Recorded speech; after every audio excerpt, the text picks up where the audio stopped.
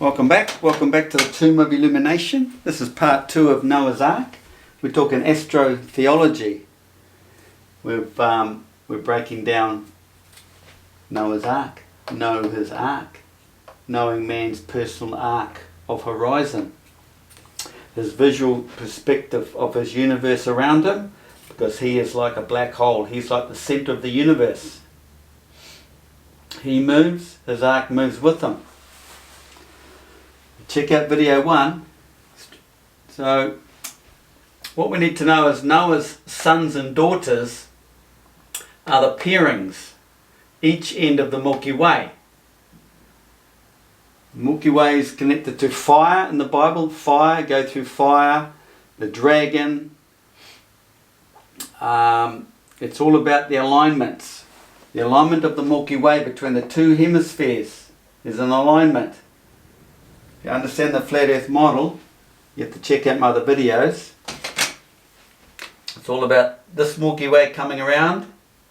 There's the tropics and the other one coming around. They line up and they create this bow. Okay? It's this alignment. This is man's hour. It's that point right there. It is zenith. It's arc of horizon. Only happens in the holy season, when you've got Antares there, Sirius there, for the average man, but the kings, it happens a bit earlier. This is sort of early October, I think, or late September, could be the equinox, spring equinox in the southern hemisphere, but for the kings, Horus, etc., Christ, it's earlier, it's the 6th of September, down there. Pairings, Milky Way, his wife no doubt, got the sons and daughters, meaning sons, these sons, astrotheology, astrology, sons, because the Milky Way is of the two entities, the female and the male end. Mercury for the male end, Venus, this female end. This is the full moon at the end where she gives birth, spiritual birth to man, only within the 5 holy days of 1 year. Each end of the Milky Way. His wife, no doubt, is the moon. Noah being another representation of the Christ story. Christ being the son and the moon is the wife or the mother. There's the female entity there, represented by Venus, but there's the mother, Mary, moon, Maya, whatever. She has to be involved because she has to be in the Milky Way at that timing. The Milky Way swings around the earth, swings over to the moon. The moon's slower than the sun in the Milky Way. The Milky Way is quickest, races around and catches the moon. What you want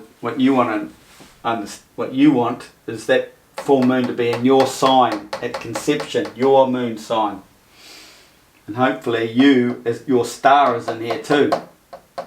If it is, then bingo, you'll get enlightened. It'll go through your second birth. So the whole Noah story is about rebirth, man's event, where the fluid runs through his brain.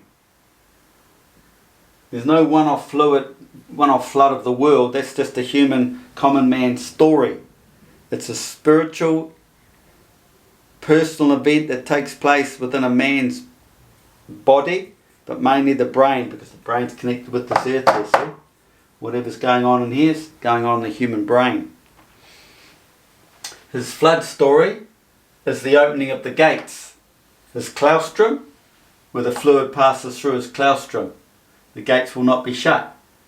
So the ark brings a lot of stuff in. You've got the ark there. You've got Noah's Ark. The end of the story, the boat comes to rest on the top of the mountain. Well, there's the top of your mountain. Mount Ararat, if you want to call it Mount Ararat, but it's your zenith, your hour. So there's that. Then you got the pairing in physics, male and female. When you understand the flat earth model, you can only learn it through this channel, of course.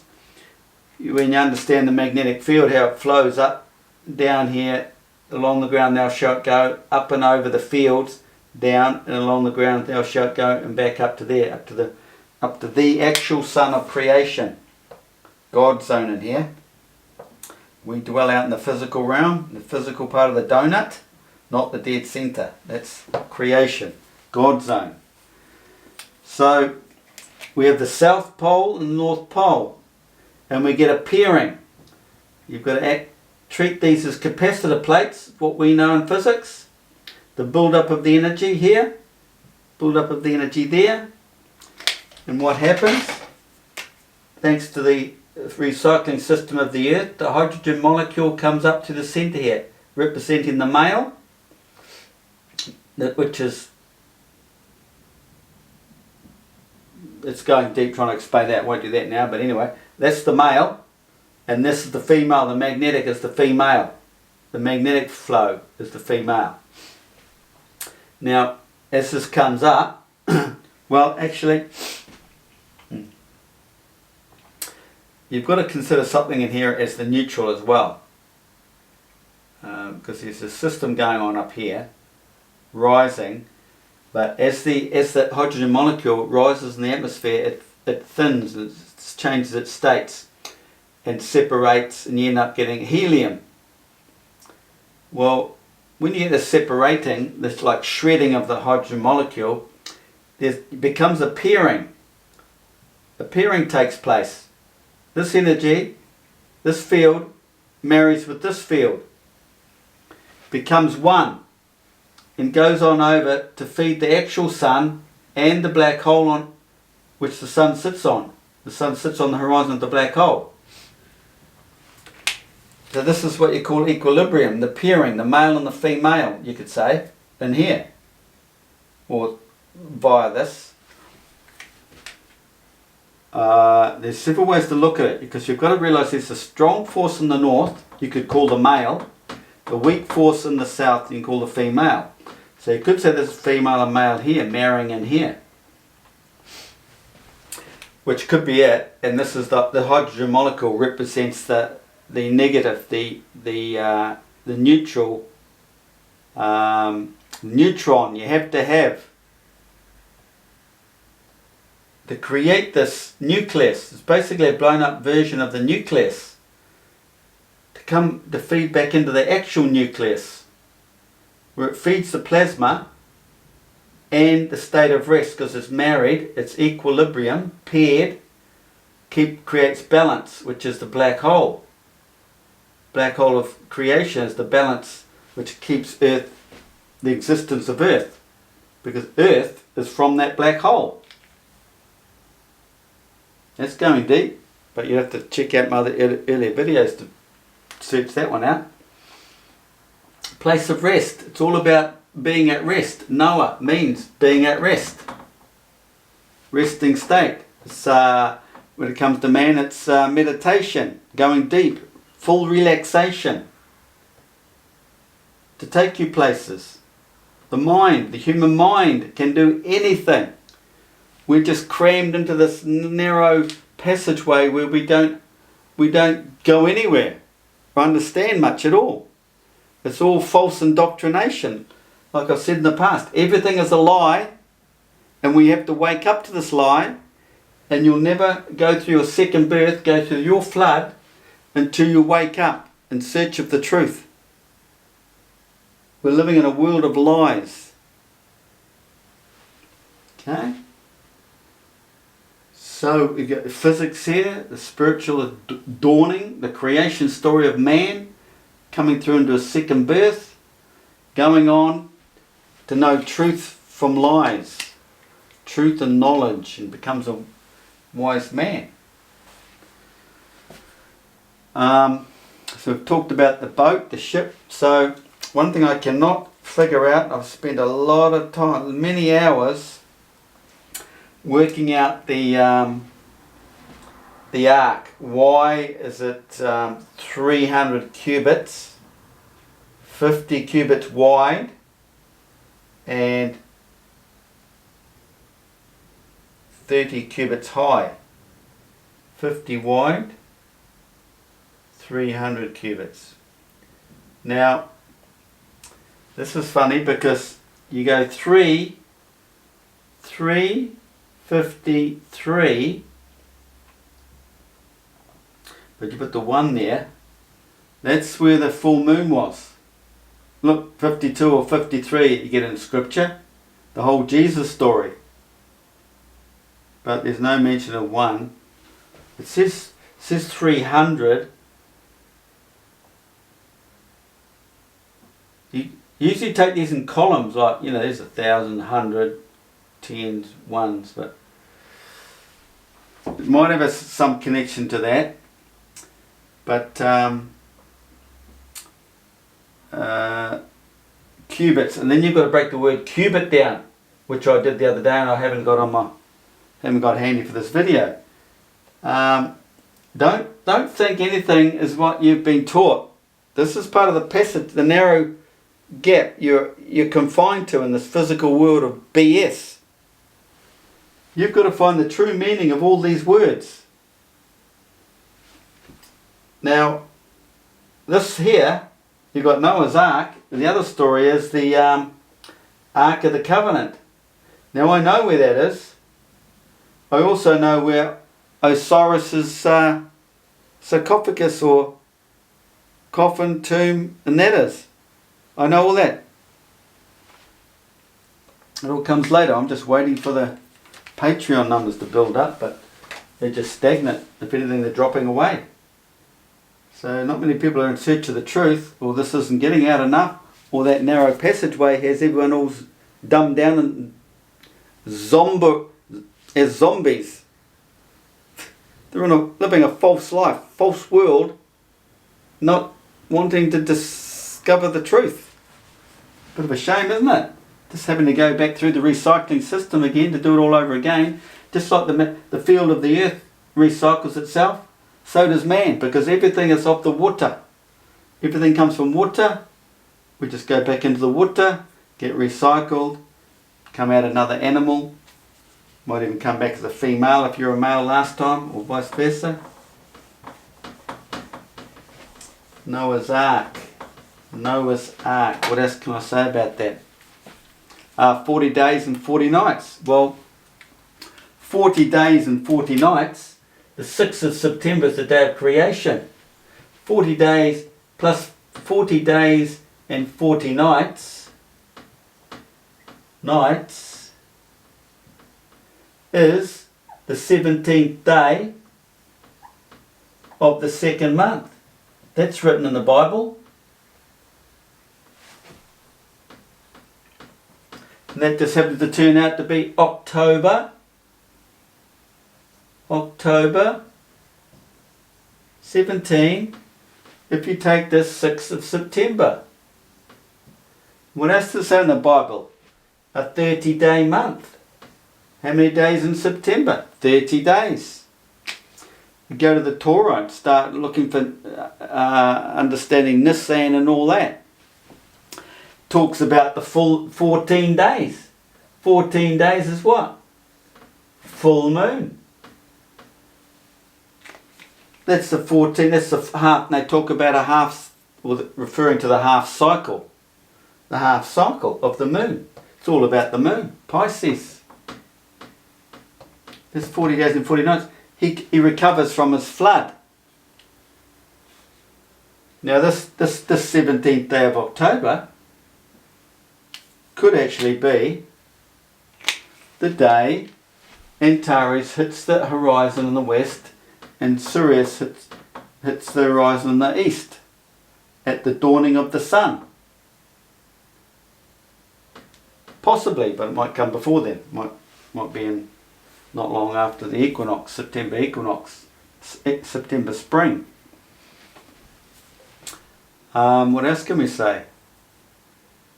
So 40 days and 40 nights is when this man should not go out in the public. He needs this time to get his head around what's happened.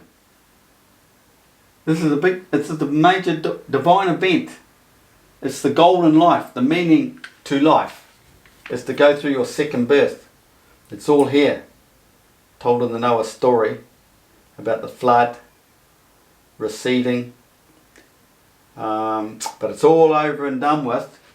The actual divine event is within 30 minutes. But psychologically, as a man, he needs time to recover, and he'll find signs and everything, such like as guiding. He'll be guided, and some miracles will happen. There's that, and he will go on to read the Bible, because the Bible is his manual. In the beginning was Emmanuel. The Bible becomes this man's manual because it describes his whole event. He will then understand what happened. Then he goes on in life on a mission from God.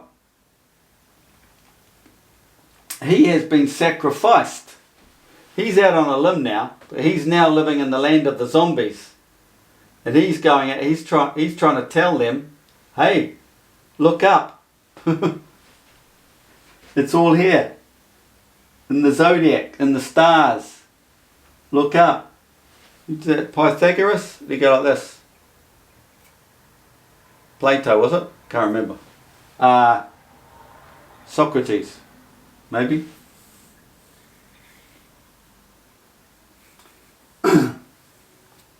So it's all about understanding man's arc of horizon. He sees all the celestial bodies in this firmament pass over him. Nothing goes below his horizon. It's just out of his realm. He is the centre of the universe. It's outside of his personal observations at that time, relative to the observer. Why do you think Einstein's cronies came up with all these phrases, other than trying to get you away from the truth, away from reality? The magnetic fields of Earth, instead of just calling them as the lateral curving magnetic fields of Earth, they give them all sorts of other silly names.